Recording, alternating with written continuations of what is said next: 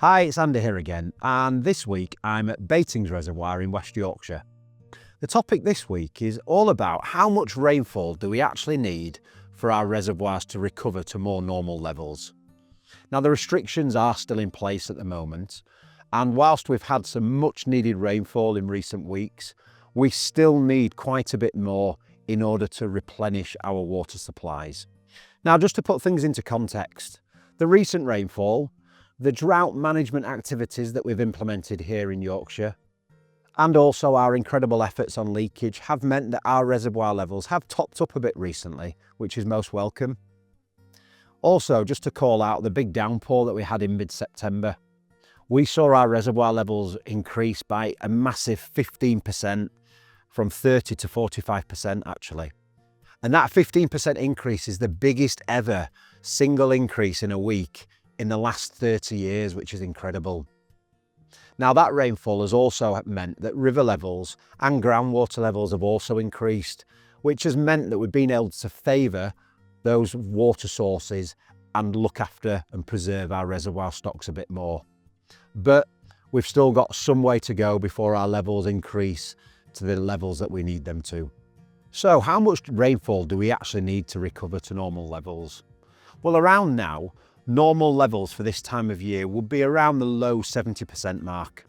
So to get back to those levels, we're going to need quite a bit of persistent, steady rainfall. Whilst that recent rainfall has been most needed and most helpful, with over 5 million customers here in Yorkshire, that's a lot of water that is used every day, which means we're going to need quite a bit more rainfall to maintain customer supplies throughout the coming weeks and months. So despite this rainfall, when will the restrictions actually be lifted?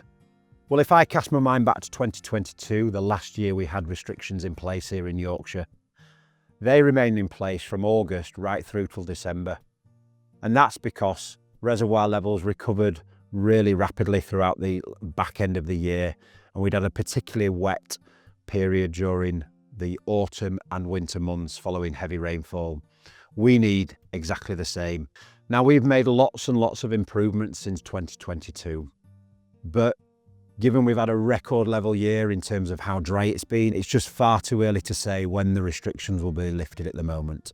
The restrictions are still in place, and we are still asking customers to use water wisely and save wherever possible. We will not keep the restrictions in place any longer than is absolutely necessary, and we are keeping a very, very close eye and monitoring current levels and rainfall, and we will lift them as soon as possible. Now, we know we've also got a huge part to play here at Yorkshire Water, and we are continuing with our efforts too. Firstly, our drought permits have been implemented across the region. This means that we've been able to abstract more water from our rivers, which enables us to top up some of our reservoirs, which is most welcome. We've also got our huge investment programme on our water main infrastructure. And here we're replacing water mains that are more susceptible to leaks and bursts. And finally, our leakage efforts. We are continuing to find and fix leaks as quickly and as effectively as possible. But we know again, we've got more work to do.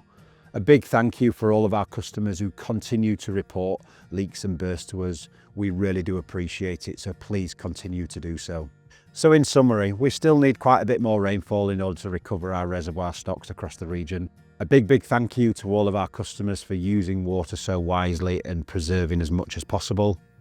And just a big thank you to watching this update. Thank you.